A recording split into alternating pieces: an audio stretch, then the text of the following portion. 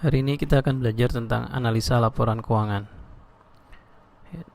Akan ada 4 bagian. Yang pertama ada yang namanya common size ratio, yang kedua rasio keuangan, yang ketiga latihan soal yang berhubungan dengan rasio keuangan, dan yang terakhir kelemahan dari rasio keuangan. Oke, yang pertama kita bahas. Yang pertama yang akan kita bahas adalah common size ratio. Ya, jadi rasio ini akan kita gunakan untuk membandingkan dua perusahaan yang memiliki jumlah aset yang berbeda. Nanti akan ada dua jenis common size ratio. Yang pertama yang berhubungan dengan laporan posisi keuangan, dan yang kedua yang berhubungan dengan laporan laba rugi. Ya, sekarang kita punya laporan posisi keuangan untuk 2 tahun ya, 2016 dan 2017. Nah, untuk membuat common size ratio itu sangat mudah ya. Misalnya kita mau bikin common size ratio untuk kas di tahun 2017 ya, jadi tinggal kita tulis 90 juta ya, kita bagi dengan total aset. Jadi semuanya itu untuk common size ratio kita bagi dengan total aset ya, 17 ya, ini nanti ketemunya sama dengan 4,6% ya. Jadi semua item-item yang ada di aset maupun kewajiban dan ekuitas itu semua dibagi dengan total aset. Jadi kalau kita mau tahu common size ratio untuk hutang jangka panjang, berarti sama dengan, kita lihat angkanya 771, 750 ya, kita bagi dengan total aset 1971. Oke, nanti sama dengan 39,2% ya. Untuk yang lain juga sama. Jadi nanti kita bisa lihat ini common size ratio untuk seluruh item-item yang ada di laporan posisi keuangan ya. Jadi nanti kita bisa bandingkan nih dua perusahaan dengan aset yang berbeda, tapi yang kita lihat itu adalah persentasenya ya, berapa persen persediaannya ya. Yang kedua, sekarang kita akan menghitung common size ratio untuk laporan laba rugi. Nah, kalau yang namanya laporan posisi keuangan, untuk hitung common size ratio kita bagi dengan total aset. Kalau untuk laporan laba rugi, semua kita bagi dengan penjualan ya. Jadi kuncinya itu ada di penjualan. Oke, jadi misalnya kita mau tahu nih common size ratio untuk laba kotor, maka laba kotor dibagi penjualan 675 juta ya, kita bagi dengan ya, jadi sama dengan 25% ya. Jadi ini adalah common size ratio untuk laba kotor ya, dan ini adalah common size ratio untuk yang lain-lainnya.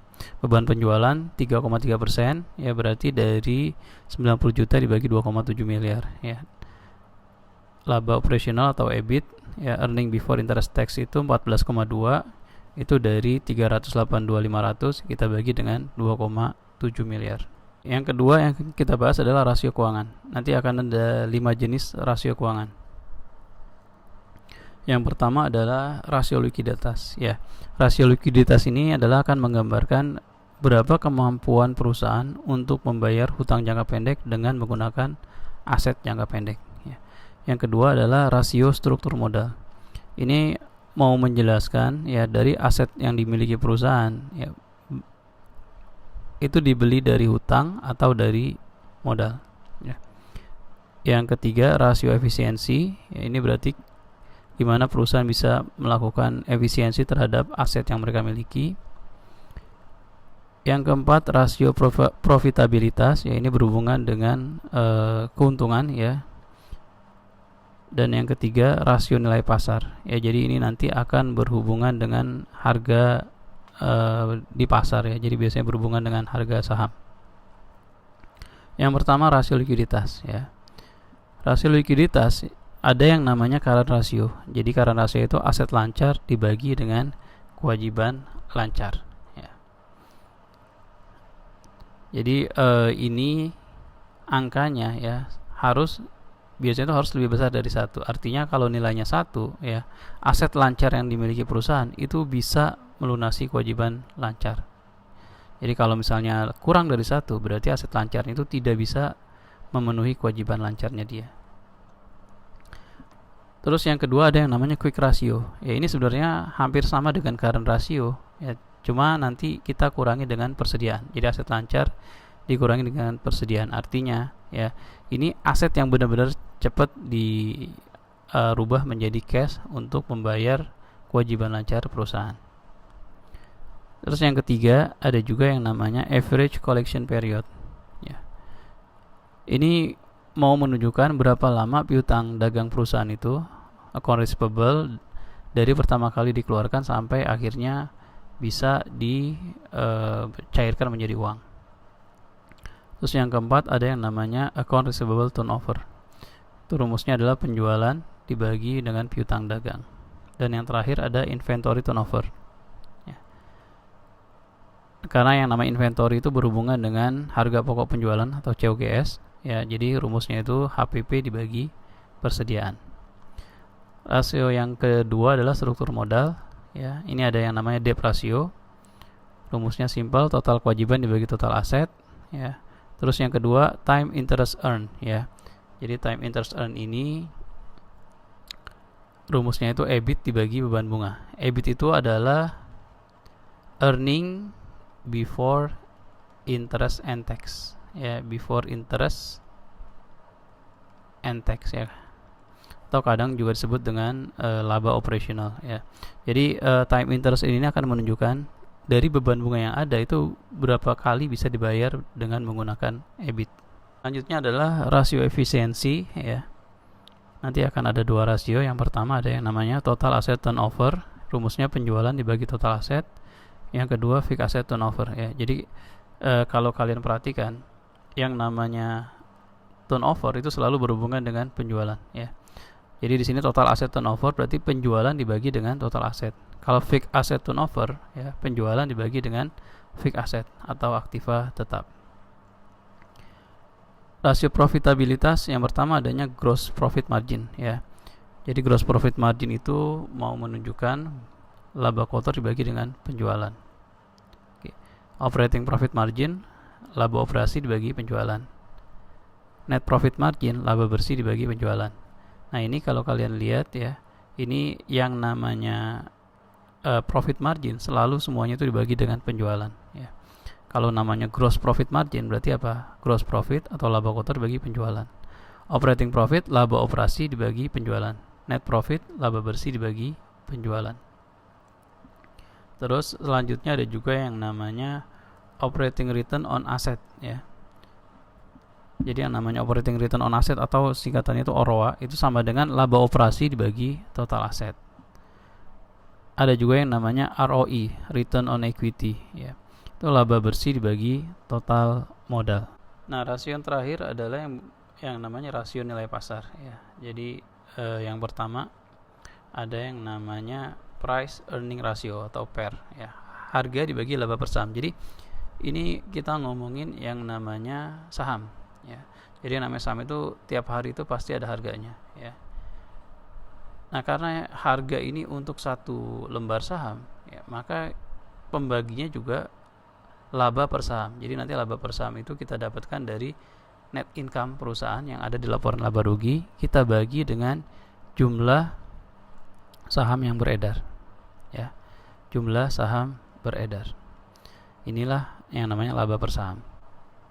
Rasio yang kedua adalah price to book value.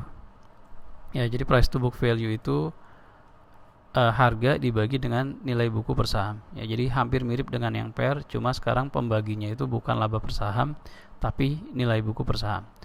Nah, sama seperti yang namanya laba per saham, itu net income dibagi dengan outstanding stock.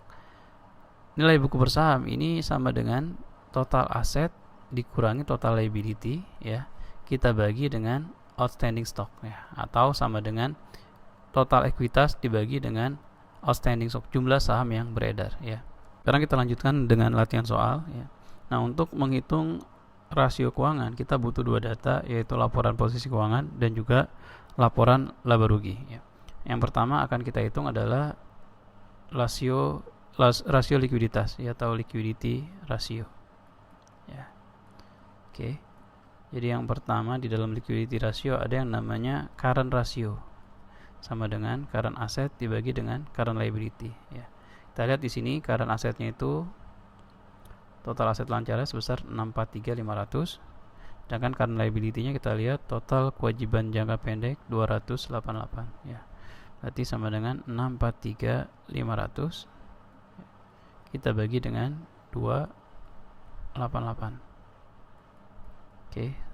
Nah, nanti ketemu sama dengan 2,23 ya. Terus rasio yang kedua ada yang namanya quick ratio. Nah, ini sebenarnya sama dengan current ratio, tapi setelah current asetnya dikurangi dengan persediaan ya. Jadi current asetnya sama 643.500, kita kurangi dengan persediaan ya. Ini ya, 378 ya, kita bagi dengan current liability-nya sama 288. Oke. Nah, kalau kita lihat ya, current rasionya itu 2,23 kali. Artinya perusahaan untuk melunasi current liability-nya, dia memiliki current asset sebesarnya 2,23 kali ya. Jadi ini sangat-sangat aman ya.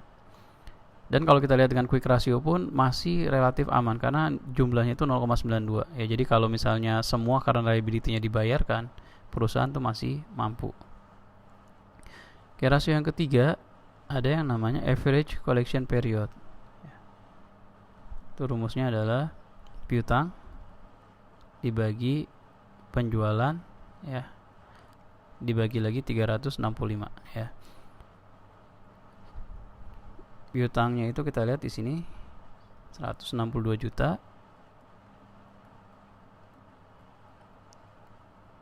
dibagi dengan penjualannya ini ya 2,7 miliar ya, dibagi 365. Ini nanti sama dengan 21,9 ya. Jadi maksudnya itu 21,9 hari ya. Jadi artinya perusahaan ya, dari pertama kali piutangnya keluar ada penjualan sampai akhirnya piutangnya bisa di kolek atau menjadi kas itu dibutuhkan waktu 21,9 hari. Oke, yang keempat ada yang namanya perputaran dari piutang atau AR turnover ya. Rumusnya penjualan ya dibagi dengan piutang ya. Jadi kalau ada turnover itu semua selalu dari penjualan ya. Jadi kalau piutang turnover ya berarti sales penjualan dibagi dengan piutang 2,7 ya, kita bagi dengan piutangnya sebesar 162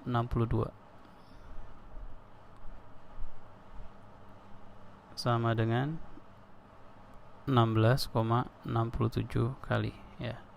Nah, yang terakhir ada yang namanya inventory atau perputaran dari persediaan ya.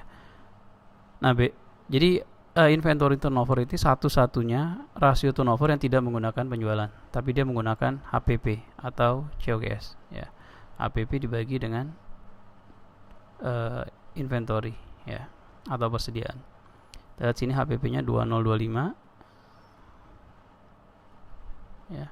Nanti kita bagi dengan jumlah persediaan 378. Oke. Sama dengan 5,36 kali. Nah, yang kedua adalah rasio struktur modal. Itu ada dua rasio di sini, debt ratio dan time interest earned ya. Jadi debt ratio itu rumusnya total liability dibagi dengan total aset. Jadi kita lihat berapa sih total liability-nya, total kewajiban ya 1059 750, kita bagi dengan total asetnya 1971 ya. Jadi kita punya debt ratio sebesar 53,8%. Jadi artinya ya dari total aset yang dimiliki perusahaan ya 53,8 itu berasal dari hutang ya. Berarti sisanya itu 46,2 itu yang dari ekuitas, dari modal. Oke, yang kedua adalah time interest earned. Ini EBIT dibagi beban bunga. EBIT atau laba operasional ya 382.500 kita bagi dengan yang namanya beban bunga. Kita lihat sini beban bunganya 67.500. Ya. Ini nanti ketemunya sebesar 5,67 kali ya. Jadi artinya untuk bayar bunga perusahaan sangat mampu karena ada kemampuan 5,67 kali untuk membayar beban bunga. Rasio yang ketiga adalah rasio efisiensi, itu ada dua, total asset turnover, fixed asset turnover. Jadi selalu kalau ada turnover pasti selalu dari penjualan ya. Jadi kalau total asset turnover berarti penjualan dibagi total aset. Sedangkan fixed asset turnover penjualan dibagi dengan fixed asset ya. Jadi kalau mau dihitung total asset turnover untuk tahun 2017 penjualannya 2.700 ya. Kita bagi dengan total aset. Total asetnya sebesar 1.971. Oke. Sama dengan 1,37 kali. Oke. Sedangkan untuk fixed asset turnover itu sama dengan penjualan kita bagi dengan fixed assetnya. Fixed assetnya itu nah ini aset tetap ya, 1.327 500 sama dengan 2,03 kali. Yang keempat rasio profitabilitas ya, ini ada 5 rasio. Yang pertama gross profit margin ya, itu rumusnya gross profit bagi penjualan. Kita lihat di sini gross profit atau laba kotor 675 ya, kita bagi dengan penjualan sebesar 2,7. Nanti kita ketemu gross profit margin sebesar 25%. Sedangkan untuk operating profit margin kita cari laba operasional dibagi dengan penjualan 382.500 kita bagi dengan ya sama dengan 14,2%. Kalau net margin berarti net income dibagi penjualan. Net income-nya itu 204.750 kita bagi dengan penjualan sama dengan 7,6% ya. Oke, terus selanjutnya yang keempat ada yang namanya OROA atau operating return on asset. Ya, ini rumusnya operating income dibagi total aset. Operating income sebesar 382.500 kita bagi dengan total aset 1971. Nanti ketemunya sebesar 19,4%. Dan yang terakhir return on equity ya, itu rumusnya net income laba bersih dibagi dengan total ekuitas ya. 204.750 kita bagi dengan ekuitas sebesar 911.500 sama dengan 22,5. Sekarang yang kelima rasio nilai pasar. Nah, untuk menghitung rasio nilai pasar kita membutuhkan dua informasi tambahan, yaitu jumlah saham beredar dan juga harga saham per lembar. Yang namanya PER itu adalah harga dibagi dengan earning per share ya. Harganya kita sudah ada 32.000. Jadi sekarang kita tinggal ngitung yang namanya earning per share. Nah, EPS itu adalah laba per saham. Berarti rumusnya net income kita bagi dengan jumlah saham beredar ya. Jumlah saham beredar. Net income-nya 204.750 kita bagi dengan 90.000 ya. Jadi earning per share-nya atau laba per sahamnya sebesar 2.275. Kita bagi 32.000 dengan 2275 sama dengan 14,07 kali ya. Terus kita hitung juga book value per share-nya sama dengan Jadi total aset dikurangi total liability dibagi dengan jumlah saham beredar. Ya, total asetnya itu 1971, ya. Kita kurangi dengan total liability-nya 1059 dibagi dengan 90.000 sama dengan 10.128, ya. Jadi harganya 32.000, kita bagi dengan 10.128, ya, ketemulah price to book value-nya sebesar 3,16 kali.